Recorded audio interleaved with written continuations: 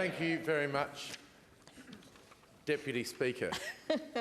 My question is to the Minister for Education and Child Development. Will students now be expected to pay up to $3,000 for the 210 hours of Certificate 3 training required for the Pathways to Construction program in order to complete their SACE qualification? Minister. Thank you. I'll have to take that on notice and refer to the Minister for the specifics of which courses are on the fully funded list. Leader. My supplementary to the Minister is, are you seriously telling us that you've got no idea about the impacts of the changes that have been made to people that have already undertaken the Pathways to Construction program in South Australia? Minister. I have not brought with me into the chamber the list of courses on the funded list. I remind, if the Minister could sit down, I just remind members of Standing Order 142, and this early in the day it would be terrific if you could observe it and listen to each other in silence. Minister. Thank you, Deputy Speaker. What I am aware of is that the arrangements for school students who are undertaking Certificate 2 and 3 courses that are regarded as having high public value and therefore on the fully funded list are those which are the ones for which they are likely to get employment. The purpose of providing vet training through in the high school years as well as afterwards is not simply to acquire a qualification, not simply to acquire a certificate, but to acquire a certificate that will lead to employment. The Department of State Development has undertaken a process of identifying which those courses are and therefore which will be fully funded. Over the next few weeks, we will be leading up to the time when students will start to select courses for next year. All those who are studying this year will be able to complete their courses regardless of whether they're on that list or not. As we see that occur, as we see the choices that those students wish to make and they reference that against the list that's available, should there be issues that I regard as being serious in terms of the ability for students to continue at school, whether there be anomalies in terms of particular locations where there might be sufficient people who are qualified in those positions for vacancies generally, but perhaps not in a particular region, then I have already indicated that I will be taking that up with the relevant department. Leader. Is the Minister suggesting to the House that somebody who is this a supplementary or a new question? Absolutely. All right. Just asking. Is the Minister suggesting to the House that in fact somebody who is studying Certificate 2 in Year 11 this year may be forced to pay the full amount for Certificate 3 for their Year 12 studies next year? Minister. Order. As I thought I explained yesterday and the day before, there will be a large number of courses that are available completely free for students to undertake in those years. Order. The Leader is called to order. There are... and so is the member for Colton. But you're being called to order. From the... Order. No. No. The Speaker would do what I've just done. That's called into order and written it down. If we could all just keep a grip, the Minister is answering the question. Well, I mean, the Leader's being disrespectful, I think. Order! Well, question time can stop straight away if you'd like it to. Minister. Well, don't be rude. Minister. From the briefings that I've received, it is relatively unusual for students to go from a Certificate 2 in one particular subject to the Certificate 3 in that particular subject. There are some where that is a clear progression, and the ones that we've identified are indeed on the free list. And that's where I've said that although the briefings to date have given me some assurance that there won't be the challenge that has been identified, I am prepared to look at any anomalies that do crop up. I am not comfortable with the suggestion that is implied in the nature of the question that I disregard this as an important matter. It matters extremely to me that students both have the opportunity to finish school and that they finish school with the kind of qualification that will get them jobs. And I will therefore be monitoring this extremely carefully over the next few weeks. As I say, the subject choices I believe start in about 6 weeks' time. And we'll be working very closely with the Department of State Development to ensure that students have the choices that are consistent with their existing study and that provide them the best chance of both completing school and getting employment. Leader, this is the third supplementary, right? Is the minister suggesting to the House that prior to offering her support in Cabinet to support this move, she didn't make any inquiries as to what the effects on school-based traineeships and apprenticeships would be? Minister? No, I'm not. Leader, have a question? So, supplementary, is the... we're really not getting a straight answer here. We would like to know whether the minister is aware, prior to actually voting for it, that there's going to be students that are studying Certificate 2 in Year 11 who will be precluded from doing their Certificate 3 in Year 12. Can we get a straight answer? That seems to be the same question, so perhaps, Minister? I will try again. The students will be able to continue to study completely for free in high school, Certificates 2 and Certificates 3, and undertake school-based... Order! The Leader is warned for the first time. A question has been raised about whether a student undertaking Certificate 2 that is not on the free list but is completing it this year would then wish to go on and do that subject as a Certificate 3 level. I am advised that that is very unusual, that is not the way... Order! Order! ...that, on the whole... Member for Hyson is called to order. I'm advised that on the whole that is not the way in which students are selecting from stage 2, which is essentially generally preparatory, to 3, which is much more specific.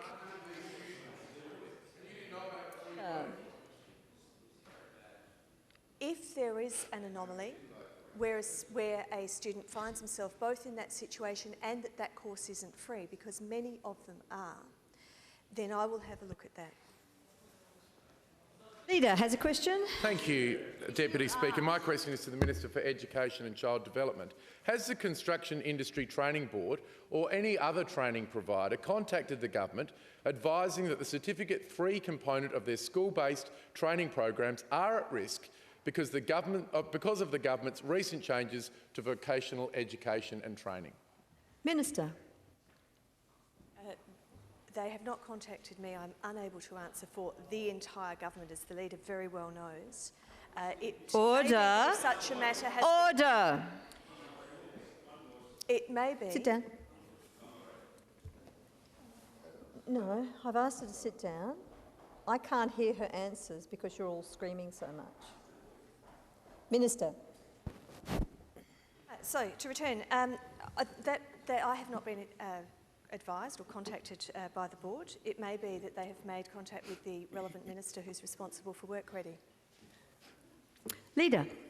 Given the answers that the minister's already provided to the House, does she stand by the Premier's statement made in the House on Tuesday of this week, and I quote, "We are still supporting in a subsidised fashion the conclusion of the training processes for those people who have begun their courses, which we think is a generous offer"? Minister. As I said, if students are undertaking a course this year, then there will be absolutely no change. The WorkReady comes in on the 1st of July, but that is not relevant for students who are studying this year. They get to complete their study this year. You have then subsequently asked about students who complete their Certificate 2 but wish to go on to a Certificate 3. I am keeping an eye on where there might be a situation of a student who wishes, having undertaken Certificate 2 in a course that is not on the free list, to wish to go on to Certificate 3. And I'm keeping an eye on that. Is called to order. Member for Elder. Thank you, Deputy Speaker. My question is to the Minister for Mineral Resources and Energy. Minister, can you update the House on progress toward meeting the government's economic priority of unlocking the full potential of our state's renewable assets? Minister, Treasurer. Order. Thank you very much. I thank the member for this question and for the opportunity to provide all members with an update of the substantial work that's being carried out in this state to meet this important economic priority. The Deputy Leader's warned. Can you just sit down, Minister? I honestly can't hear him. If you keep shouting out, I can't hear him. So if you're going to need me to make a ruling on the answer, I can't help you. Remind you all of Standing Order 142, and let's hear the answer from the Treasurer. The government is committed to unlocking the full potential of our resources, energy and renewable assets, and it's no accident that all three of those assets have been grouped together as each sector needs to work in balance to achieve our overall aim, creating a state where people and business thrive. And as part of our economic objective, the government is now committed to generating $10 billion of investment in low carbon generated by 2025. The investment, how's port going? Exceptionally well. Order. Port are going exceptionally well.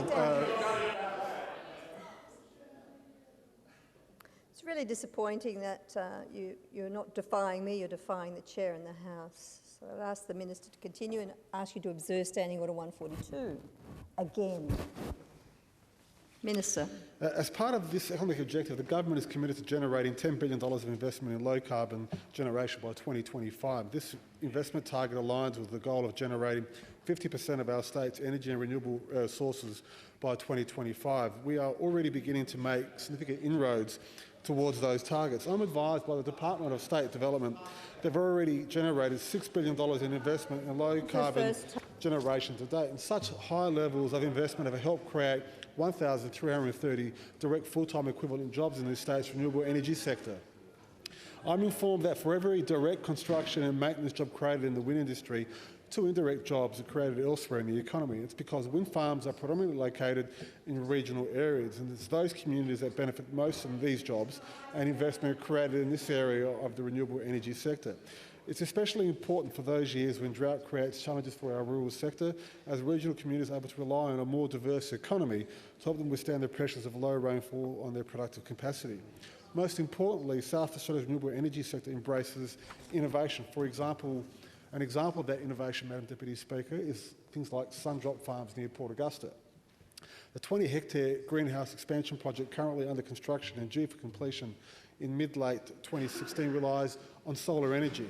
Now, Sundrop Farms' breakthrough technology allows this trailblazing company to produce high-quality food in the Upper Spencer Gulf using solar energy and desalinated seawater.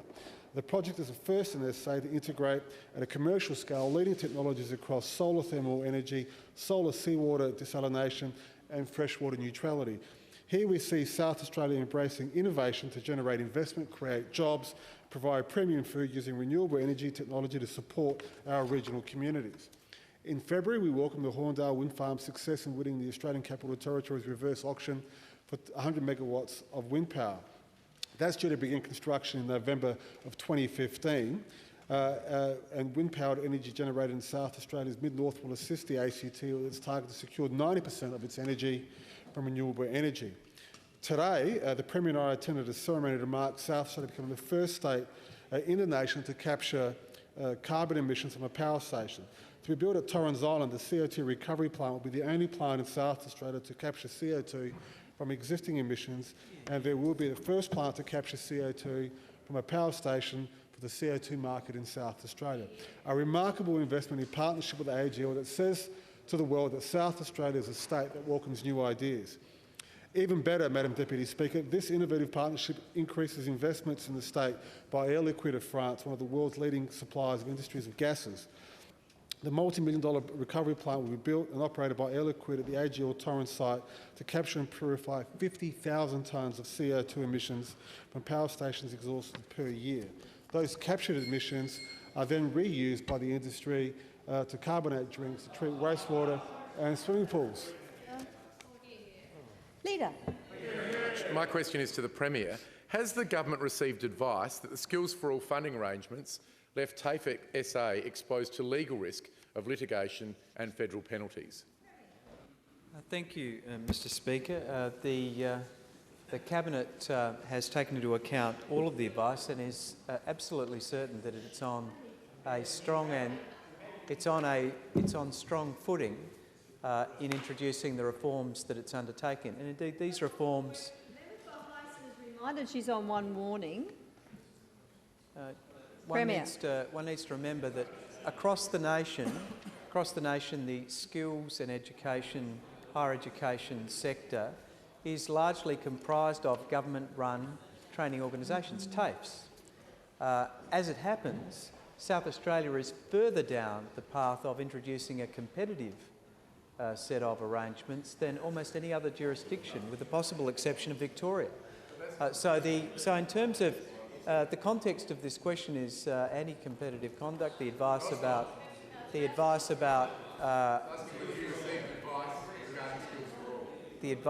that we received about how Skills for All should apply and how our new arrangements would apply. All of these arrangements are in the context of us moving towards a more competitive model. And South Australia is further down that process of transition than any other state or territory. So it is passing strange that people are advancing against us suggestions that somehow we're in breach of some competitive model when we are further advanced than any other state or jurisdiction. Indeed, these arrangements that are put in place are the next step. In warned a second time. Of contestability was opened up in a more substantial way under Skills for All. It will continue in a more substantial way again as we transition TAFE to this new competitive environment, where basically you will have the TAFE sector competing on an equal footing with the non-government and private sector for what are essentially commercial courses, and it will get a community service obligation and subsidise for what are regarded as non-commercial elements of their operation. So that's the model we're moving towards. We're advancing along that path, and the advice we have is that we're on sure ground in implementing the arrangements that we have. Before the supplementary, I call the member for Hamilton to order for his interjection that it was the Kim Jong-un version, and I call to order the member for Schubert. Leader. Thank you. Supplementary, sir. Supplementary to the Premier, what action has your government taken in response to the Crown Solicitor's advice received by your government in July 2014, which states quite clearly that the potential for TAFE SA to use public funding to subsidise commercial operations, including below-cost pricing, exposes TAFE SA to legal risk? Premier. Well, the world's full of risks. What we do is we manage them. We make our decisions based on a range of input and advice, and we make the best available decisions having regard to the public interest. But we won't be canvassing legal advice we receive, except to say this: we've taken into account all of our advice, the steps that we've taken, manage all of the relevant risks associated with implementing these reforms, and as I repeat, we are heading down the path of a competitive TAFE system which is more advanced than any other jurisdiction in the nation. That's because we are a reformist government that wants to have the most efficient and effective training arrangements. But we won't be sacrificing quality, we won't be sacrificing access to people, especially disadvantaged people. We will not be sacrificing access for people that live in regional areas that need to receive these services, and we will always be ensuring that there is service that is provided at the highest quality. So we won't be sacrificing any of those principles as we move towards this more competitive arrangement. Now, I know those opposite are very fond of the market. They think the market is the solution to every problem. But we believe the market has a proper role to play, but the public interest overrides the application of pure market principles. And that's always been the value system of this party. I understand that there are those opposite that are addicted to the market. They think the market it titillates them. That they're excited by the market. In fact, they read extensively about the market. Many of them have a copy of Adam Smith's The Wealth of Nations under their bedside tables that they read every night. It excites them. I understand why they get excited about the market. It's a very powerful and useful servant, but it should not be a master. And that's why we are interested in ensuring the public interest also gets a look in. Before the Leader asks his next question, I call the members for Mount Gambier and Morphett to order. I warn for the first time the members for Schubert, Morialta, Hammond and Mount Gambier, and I warn for the second and final time the Deputy Leader and the members for Hyson, Morialta and Hartley. Leader. Thank you, sir. My supplementary is to the Premier. Have you received any contrasting or mitigating advice to that of the Crown Solicitor when he corresponded with the government in July 2014, I state, the application of a differential subsidy to TAFE SA as part of the Skills for All funding arrangements also appears to be contrary to the principles of competitive neutrality, which exposes TAFE SA to complaint and possible investigation. Premier.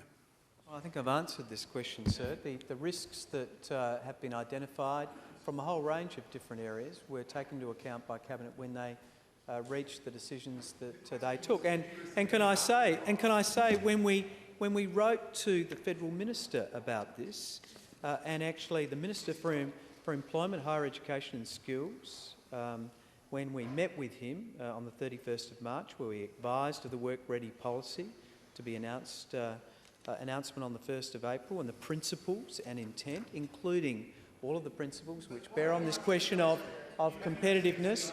When on the member for Unley is very close to leaving. When on the 8th of May 2015, the Minister for Employment, Higher Education and Skills provided information to the Council of Australian Government's Industry and Skills Council on the Work Ready policy, when the Deputy Chief Executive of the relevant department wrote to the Deputy Secretary of the Skills Training Department, the Federal Department, on the 13th of May, providing and attaching a copy of the Work Ready policy, when on the 29th of May, when we had a telephone conversation between a senior state and Commonwealth officers responsible for the National Partnership on Skills Reform, where we inquired, what was your minister talking about? And they confirmed, we don't know. We don't know what Senator Birmingham was talking about when he was talking about withdrawing funding on the basis of our Skills for All announcements. When all of those things are said to you, Mr Speaker, I think you could naturally assume that it's politics that's being played on the other side of the debate about this important reform. The Leader is warned a second final time, and now may ask a question. Well, I just would like a straight answer, sir, from the Premier. Will he tell us whether or not the government received separate legal advice to the Crown Solicitor, or whether the Cabinet made their decision based upon the risk assessment that they did themselves? And if he did receive separate legal advice, can he provide that to the Parliament? Well, the Premier should ignore the rhetorical introduction of the Leader, which is out of order, and I'm not sure that the question is in order, but the Premier may wish to answer it nevertheless. Well, I mean, the first thing, we don't just devolve deliberations of Cabinet. We don't release legal advice, and we certainly don't discuss. We certainly don't discuss. Well, and we certainly won't be identifying what sorts of advice we have. All of the relevant advices and risks associated with this decision were taken into account by Cabinet. They were communicated to the relevant federal agency. The relevant federal agency did not raise any concerns with the policy that we announced. The reason why they didn't raise any big concerns, because they know this is responsive. The leader National Partnership Agreement will be quiet. Reached between the Commonwealth and the states, and they know that this state government leads the nation in relation to training and further education reform. This is the, and they know, for instance, that we're exceeding by a rate of sixfold the obligations that we committed to under the National Partnership Agreement. So that is why, when we contacted them to say, what on earth is your federal minister on about when for Morialta is on 2 warnings. When he's threatening to withhold our funding, they said, we don't know. The member for Schubert is now on 2 warnings. Now, the real question here, Mr Speaker, is why Senator Birmingham, who said They won't be receiving the $65 million the federal government has agreed to give to them under the partnership agreement. Why did he make that threat when his own agency had no knowledge of the fact that he was about to make that threat? Why did he make that threat in circumstances where his own agency had not reached a conclusion that we have breached that agreement? This is politics, base politics, which is directed by a federal government against a state government that is seeking to actually do the difficult work of reforming government to make its state more efficient so it can grow its economy for the prosperity of its citizens. The Leader. Thank you, sir. My question is to the Premier. Premier, how does having the worst outcome for unemployed vet graduates equate with the high levels of efficiency in South Australia's training system announced by the Premier yesterday, with your leave and that of the House, sir? Yesterday, the Premier told this House that the report on government services showed South Australia's training and further education system consistently comes at the very highest levels in terms of efficiency of the system. Yet, when we take a look at the report on government services report, it actually shows that South Australia has the worst outcomes in the country for unemployed vet graduates. Premier. Mr Speaker, when you increase the general level of skills of your population, as we have through our Skills for All arrangements, which have actually increased during the course of the application of Skills for All, the increase in the level of skills, pre-Skills for All, training investment through Skills for All for the 2013 calendar year increased 44% on pre-Skills for All levels. Over the same training period, training investment in regional South Australia increased by 62.1%. Investment in non-metropolitan regions accounted for, and TAFE students in relation to government-funded schools, funded vets in South Australia was the highest in the nation, and we have lifted the general level of skills in our community by in the order of 5%, one of the highest in the nation. Now, of course, Mr Speaker, the capacity of our students after they gain their qualifications to obtain employment depends on the general levels of economic activity and the jobs that are going on in our economy. And of course those two things are related. But in terms of the things that we can directly control, the efficiency, the regard for which these courses are had by employers, the state of satisfaction of the students themselves with the services, all of those things rate amongst the highest in the nation. Now, of course, once again, the Leader of the Opposition comes in here and in many and varied ways repeats the nature of the challenge. That is, that South Australia has challenges in terms of declining industries and the growth of jobs sufficient to actually to ensure that its citizens well, if can I take you back? Can I take you back where the week started to your review? The reason why you are so unutterably unsuccessful in relation to your performance is that you do not have a single idea to advance. Point of order. I've got an idea. You should resign. I fear that his comments about you were debate and strange. The Treasurer is called to order. The Treasurer is warned a first time. The member for Chafee is warned a first time. The member for Mount Gambier warned a second and final time. Are there any more questions? No, the Leader hasn't. The Premier hasn't finished. I haven't, sir. The part of the response to improving the capacity of our economy to grow jobs is to ensure that we reform government so that all of the service systems of government are as efficient and working as effectively as possible. That reforming government agenda is difficult work. It involves the planning system, it involves the bureaucracy, it involves our regulatory systems, it involves our TAFE system.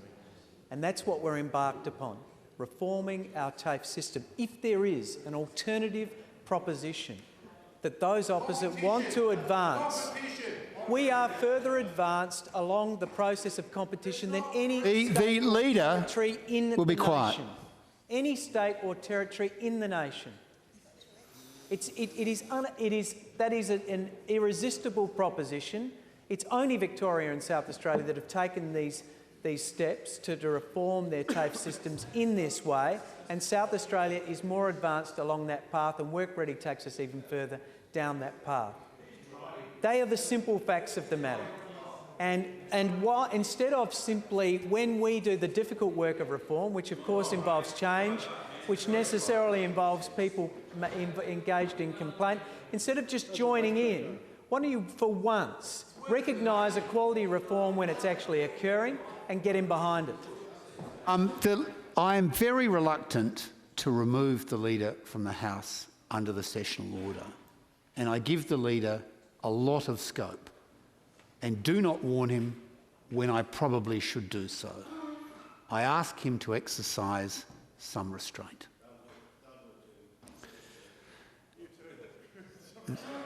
Well, thank you for that advice, Member for Colton, and I hope you'll receive with equanimity your first warning.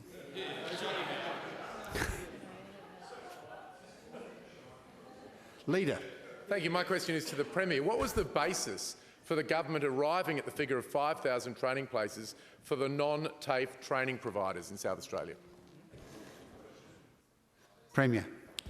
It's fundamentally based on the size of the pie that we had available to us, which was returning to preschool for all funding levels, which incidentally for the non-TAFE sector is both a larger sum of money than preschools for all and a larger number of training hours than preschools for all. So where we are now is where we were preschools for all. I know that involved a level of adjustment for the non-TAFE sector, which is unfortunate. I know that's causing some grief, and we're working through that with them at the moment. But essentially, we needed a sustainable TAFE, a platform for TAFE from which we can take further reform efforts and make no mistake, there are very significant reforms which are on the way for TAFE. There will be a reducing proportion of the total pie of TAFE as a guaranteed, if you like, sector of the total training budget. There will be a larger contestable section of the TAFE and non-TAFE section of the training budget over time. But this year, having regard to the available pool of funds, there is a sufficient amount of money which is necessary to ensure we have a sustainable TAFE. The balance has been applied to the non-TAFE sector, and I repeat, that is larger than in both absolute dollars and in training hours than it was prior to the pre-Skills for All arrangements. The member for Giles. Thank you, Mr. Speaker. My question is to the Minister for Agriculture, Food and Fisheries. Minister, can you inform the House about the findings of the latest report into giant Australian cuttlefish in the northern Spencer Gulf?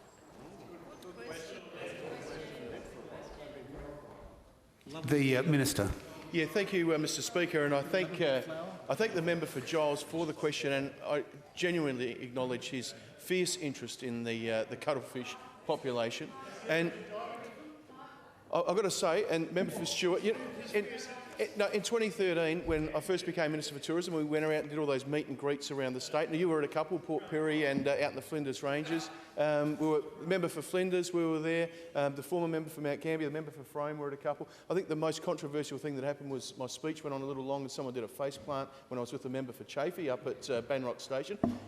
Didn't hear a whimper out of any of the great bipartisan support from every member. I go to Whyalla, and the then candidate for Giles turns up with a protest group, you know, and they're all having a go at me about these giant cuttlefish and expecting me to fix the problem. And I said, look, there's a lot of things I can do as Tourism Minister, but I can't get these cuttlefish to come back. So the member for Giles has been a fierce advocate for him, and he has been diving with him. He said it was the most amazing experience. Anyway, I'm glad to report to the House that 2013 was a bad year for the cuttlefish up in Whyalla. But we've seen in the following 12 months a 325% increase in the number of giant cuttlefish. I mean, these things are an amazing tourist attraction. They are fantastic, and there's nowhere in the world where they gather in such dense numbers. So it's terrific to hear that they're back and they're attracting the tourists. So anyone who wants to go for a bit of a swim up there, have a look. Now's a good time. Between now and August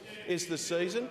I reckon. I think maybe if the member for Hammond and I went up and we went in, I reckon that we'd probably set off some tsunami warning systems. But you know, I reckon I can certainly. The member for Stewart's done it twice and he highly recommends it as well. So I know the former Tourism Minister, Jane Lomax-Smith, did it a few times. So I'm keen to get up there and do it the next couple of months as well. So it is a terrific,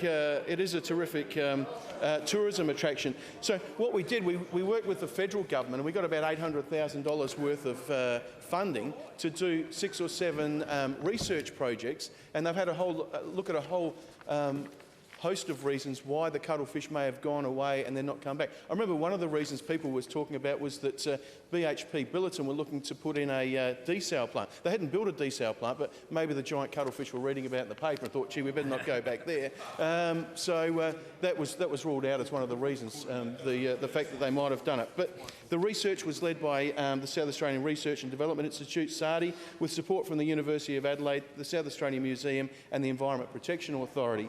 The research projects completed to date investigated the abundance, the water quality and habitat conditions of giant cuttlefish at Point Lowly, alternative breeding sites, artificial spawning habitats, commercial fishing bycatch, accumulation of metals in the giant cuttlefish and the impacts of shipping noise. This is in addition to SARDI's annual population surveys. Currently, 6 out of the 7 projects have been completed, and the results of the projects can be found in the SARDI report Surveying, Searching and Promoting Giant Australian Cuttlefish Spawning Activity in Northern Spencer Gulf, which is being released today. The final project is in the advanced stage of completion, which is looking at movement and population genetics. To date, the strongest signal for explaining the recent inter-annual variation in both abundance and biomass of the giant cuttlefish spawning population has been the daily average temperature over an estimated 120-day embryo development period. Although it should be noted, temperature is not the only determinant of favourable spawning conditions, as other factors such as the abundance of predators may also have an impact on these wonderful creatures that are such a terrific tourism asset for the people of the Spencer Gulf. And again, I thank the member for Giles for his interest and his great passionate support of the giant cuttlefish. The member from Mount Gambier. Thank you, sir. My question is to the Minister for Regional Development. What is the outcome of the regional impact assessment on the Work Ready program undertaken as required under his agreement with the government? And is he aware that that funded Cert 3 training places in agriculture will drop from more than 300 per year to just 20 new enrolments at the Mount Gambier TAFE? Speaker, the member for Finnis is called to order. The member for Chaffey is warned for the second and final time. What's said is a consequence of the Work Ready introduction of reforms is not, in fact, a consequence of the Work Ready reforms. It's indeed a consequence of the end of a time-limited program, which is the Skills for All program. Now, the regional impact statements are not for to be applied to the end of a program that has a beginning and an end. It is, as it happened, we a brief regional impact statement was undertaken, but not of the same depth and analysis that's ordinarily undertaken for a program which is a change in policy. This is the beginning and end of an existing policy. It is an entirely different matter from a government decision which is to close a service or to introduce a new scheme which has the effect of essentially closing off some sort of former arrangement. This is the beginning and end of something which was announced which had a beginning and an end. And so therefore, Well, the reality is that this is a program that has actually run its course. It's been highly beneficial, and indeed, I mentioned the figures earlier. This scheme actually had massive benefits for regional areas. The investment in regional South Australia increased by 62.1%. The investment in non-metropolitan regions accounted for more than 25% of total investment in Skills for All. So this was a highly beneficial program for the region. Sadly, it's not capable of continuing. That will have an effect, but it's not an effect which has been the subject of the introduction of a closure or some cut in government services. Supplementary, member for Mount Gambier.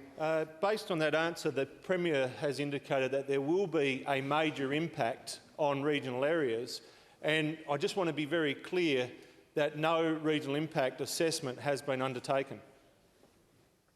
Premier. No, a limited regional impact statement has been undertaken, but not of the same depth and type of...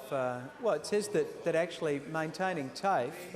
Leader is on 2 warnings. Maintaining TAFE during the course of this year is actually highly beneficial for regional areas.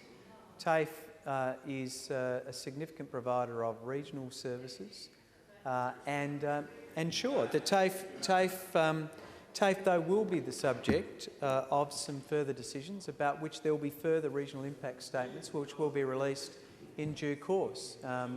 As consistent with our obligations about providing regional impact statements where government decisions have a direct bearing on changes to government services that impact on regional areas, there will be a properly published and full regional impact statement. This is something that the Minister for Regional Development has insisted upon.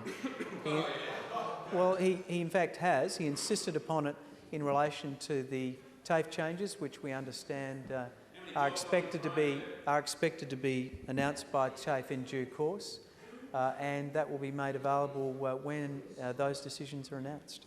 The member for Hammond interjected that millions of dollars of reinvestment are needed. For that interjection, he is warned a final time. Further supplementary? Yes, sir. Member for Mount Gambier. To the Minister for Regional Development. Minister, do you support the Work Ready program as it's being rolled out? Mr. Minister. Speaker, I think there's been a fair bit of discussion in here, and certainly the Premier and everybody else has explained it. I do support the process going forward, and as the Minister responsible in the other House has indicated that she is all still continuing discussions with other providers out there. The member for Flinders. Sir, my question is for the Minister for Regional Development. Can the Minister reassure students in my electorate in the west of the state that they won't have to travel to Mount Gambier to compete for just one of 20 places in Certificate 3 in Agriculture that will be available under the new program?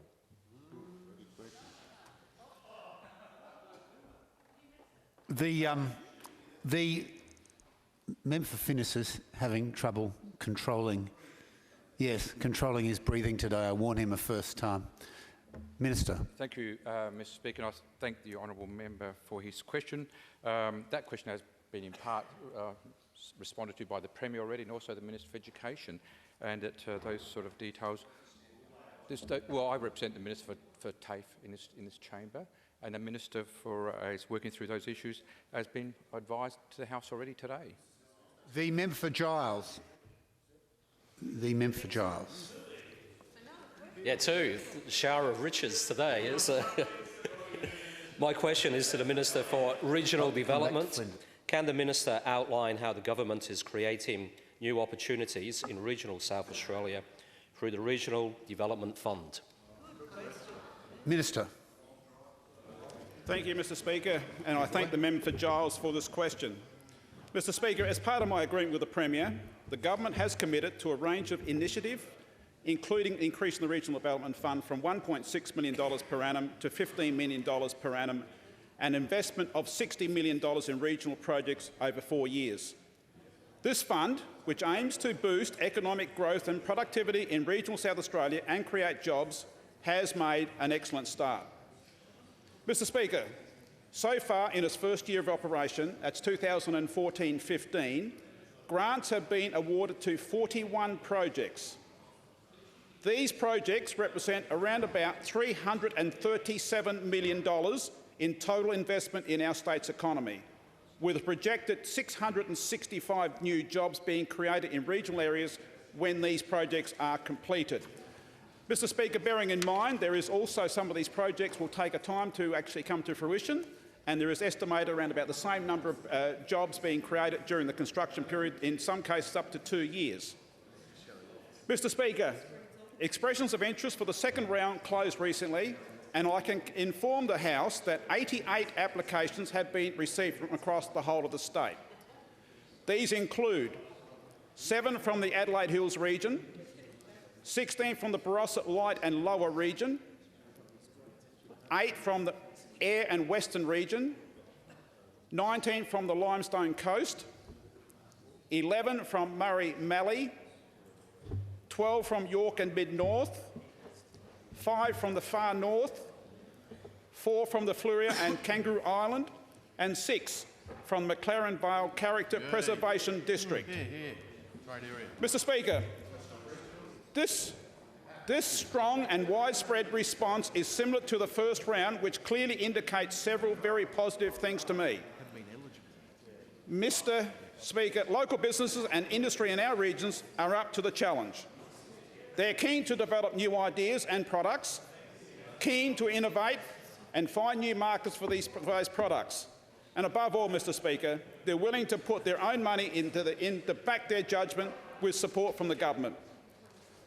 Mr Speaker, it's been tremendously heartening to see the range of projects, large and small, and the Treasurer has already indicated some of the projects around Port Augusta. Sundrop is one of those, taking shape, and I look forward to travelling around the state, announcing more projects later this year. The response to the Enhanced Regional Development Fund has been very positive from the regions, and I'm sure that all of us here, will see the best and most innovative of the 88 projects now up for consideration, starting to come to fruition later in the year. Mr Speaker, I commend this fund to the House as a stimulator for regional activity and jobs growth. Yes, a question from the member for Flinders. A question, sir. Sir, my question is to the Minister for Regional Development. How does the Minister see the significant reduction in places for Certificate 3 in agriculture as possibly supporting the government's commitment to regional development, food production and agriculture? Minister. You love this kind of thing. It's one of the small triumphs of opposition. Please not.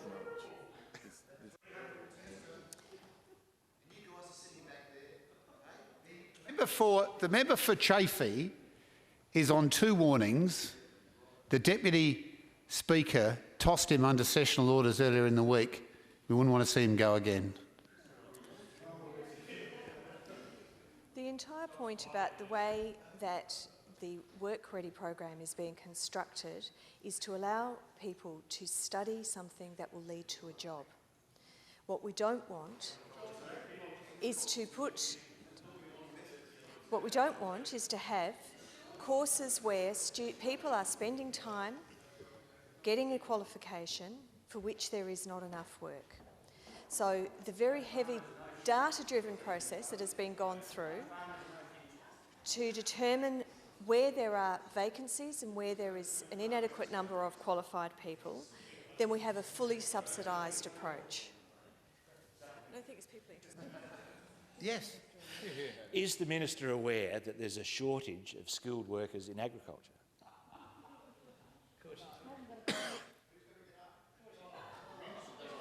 Minister. Not being the Minister for Work Ready, what I will do is offer for anyone to have a comprehensive briefing on the way in which this is being determined. But this is being done with a particular outcome in mind, which is to qualify people for jobs. Deputy Leader. My question is to the Minister for Infrastructure. Will the minister confirm that his government will not meet their 2013 promise to deliver trams to the western suburbs, and as outlined as a short-term project in the government's 30-year transport plan? Minister. Thank you, Mr Speaker, and can I thank the Deputy Leader for her question. I think the question was, will I confirm that we won't be meeting our commitment in 2013? No, I won't confirm that. Member for Taylor, I guess. My question is to the Minister for Transport and Infrastructure. Can the Minister update the House on the implementation of the government's 90-day project into heavy vehicle productivity for primary producers? Minister. Thank you, Mr Speaker, and can I thank the member for her question. Mr Speaker, in November 2014, the Department of Planning, Transport and Infrastructure and the Department of Primary Industries and Regions SA partnered with Primary Producers SA for a 90-day project into improving heavy vehicle productivity for this important sector of South Australia. Mr Speaker, over 600 submissions from primary producers and stakeholders across the state were received throughout this process. The response was so significant, Mr Speaker, that the government needed to extend submission times to allow all proposals to be considered as part of this 90-day project. Mr Speaker, in March and as part of the Mid-North Country Cabinet in the member for Stewart's electorate, I joined the Minister for Regional Development and the Minister for Agriculture and Primary Producers SA Chairperson and former Premier Rob Kerrin in Burra to release the final report. The report details a suite of measures of short, medium and long-term measures to improve heavy vehicle productivity across the state for South Australian primary producers. Mr Speaker, I'm pleased today to announce to the House the implementation of one of the first of the short-term measures from the report. The National Heavy Vehicle Regulator has today gazetted the approval of 2 combinations of quad road trains on sections of the Stewart and Olympic Dam highways. Specifically, quad road trains will be permitted from the commencement of the 53.5-metre road network at Port Augusta to the Northern Territory border, and also between Pimba and Olympic Dam along the Olympic Dam Highway. The South Australian Transport and Agricultural Industries, in particular the Livestock and Rural Transporters Association of South Australia, strongly supported this change as part of the project, and this will bring South Australia in line with the Northern Territory. Mr Speaker, importantly, this change will allow heavy vehicle operators to uncouple road trains and continue their trips without having to reconfigure truck and trailer combinations. Mr Speaker, I'm advised this will create productivity improvements of at least 8% for the primary production sector. I'm advised by industry that through the use of these quad road train combinations, operators will be able to carry at least another 3.5 tonnes on their vehicle, a great outcome for primary producers and heavy vehicle operators. Mr Speaker, this is all about improving the productivity of our road freight network and South Australia's economic competitiveness, and particularly for our agricultural sector. This is noting the quarterly Rabobank Rural Confidence Survey released this week, showing that confidence in the South Australian farming sector was at its highest level since early 2011. However, we know that there's more to do, Mr Speaker. The government will be implementing more of the short-term measures outlined in the 90-day report over the coming months. I am advised that the approval of triaxle dollies, which will further increase productivity for primary producers and truck operators, is progressing through formal local government consent processes, and I've asked for this to be resolved as soon as possible. I look forward to providing further updates to the Parliament as this work progresses, Mr Speaker. The member for Florey. Member for Newland. Sir, my question is to the Minister for Emergency Services. Can the Minister advise the House about the recent outstanding efforts of the volunteers of the Tea Tree Gully State Emergency Service Unit? Minister. My life wouldn't be worth it, would it? Thank you, Mr. Yeah, I would. Thank you, Mr. Speaker, and I thank the honourable member for his question. Also, like to acknowledge the interest of the member for Florey in this topic as well. As I understand this unit supports that region in those 2 regions, those areas. Mr. Speaker, the South Australian Emergency Service, State Emergency Service, has been coming to the community's aid during our hour of need for more than 50 years. Some of the brave exploits of the SES are documented in a new book I officially launched on the 16th of May called In Times of Need. The book charts the rich history of the SES. Mr. Speaker, all 67 SES units, as well as past staff and volunteers, were asked to contribute material and photos to the book. I would encourage all members who would like to read this book and do not have a copy to contact my ministry office, and I'm happy to provide the electoral office with a copy of the book for themselves and also their communities, because it is certainly a history worth reading. Mr. Speaker, I just also, one of the oldest units in South Australia is the SES TT Gully unit. And I also acknowledge the Prospect SES, who turned 50 just recently, and also the Enfield SES, which turns 50 later this year, which started as a civil defence units and back in the Cold War period. I am sure that there will be plenty of well-deserved celebrations, and I congratulate the unit for their achievement and ongoing support to South Australia. I would like to recognise the members, as I mentioned, for Florey and Newland, who have been strong supporters of the T2 Gully SES unit, as well as other emergency services in their electorates. The unit, based at Tully Road, St Agnes, has 45 members who provide a host of services and capabilities to the community 24 hours a day, 7 days a week, including general rescue, land search and responding to storm damage. The unit also provides a special response to the Northern Adelaide district encompassing swiftwater, vertical and confined space rescue. The unit also assists the other emergency service agencies when needed. In January this year, 14 members of the unit provided critical support to the CFS during the Samson Flat fires. The other volunteers from the unit were utilising managing the regular responses for the T2 Gully area, as well as assisting and backfilling neighbouring units that were supporting the response at Samson Flat. The unit manager, Phil Tan, does a fantastic job running the unit, and all his volunteers are recognised across the state for their dedication, experience and specialised skills. Consequently, the unit has often has waiting lists of members willing to join. Many of the members here today will be aware of the SES State Rescue Challenge, which is held every 2 years.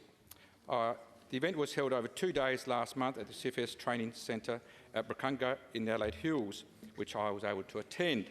The challenge involved many scenarios where the SES units competed against each other, including the simulation of a mass casualty exercise involving a plane crash. The team representing the T2 Gully unit comprised a number of members, and that on the day they won another challenge.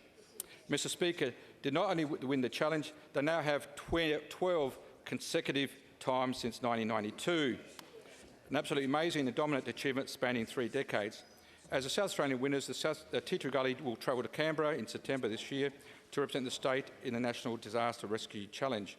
I have no doubts that the unit will continue punching above their weight on the national stage. I wish them well. I'd like to congratulate all competitors on the day. The member's time has expired. Member for Mitchell. Thank you, sir. My question is to the Minister for Transport and Infrastructure.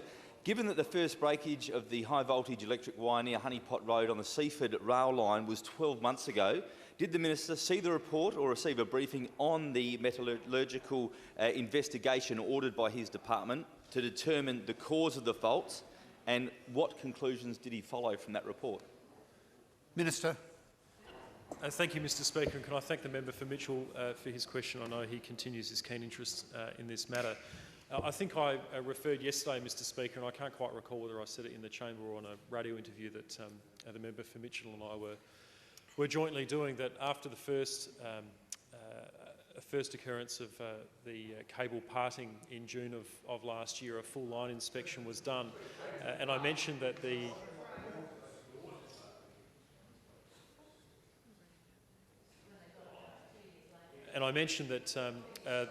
after the line inspection, given the cable had parted, it was thought to be a problem with the installation. And in fact, there's been references to the installation of the line, whether it was welded appropriately.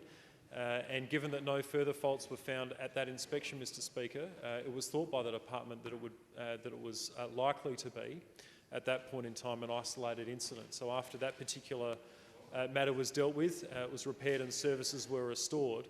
It hasn't been until the subsequent line issue, Mr. Speaker, that A further full inspection of the line is undertaken. Further problems, not just relating to the one that's been identified as causing the issue for the outage on, I think it was the 15th of May, was determined, and a section of wire has been identified to be replaced, Mr Speaker. So I appreciate the concern, and I think it's a natural concern that this happened approximately a year ago, and yet it's reoccurred, and why wasn't the issue that we've suffered in the last 2 weeks previously identified, Mr Speaker. But I am advised it's only been from the subsequent occurrence of the parting of the line in proximity to Christie Downs that there's further issues have been identified with the cable. This is part of your policy development. How's that going? You got one yet? No, I didn't think so. The motion before the House is that the House note grievances. The member for Morialta. The member for Bright. Mr Speaker, in recent weeks there has been a number of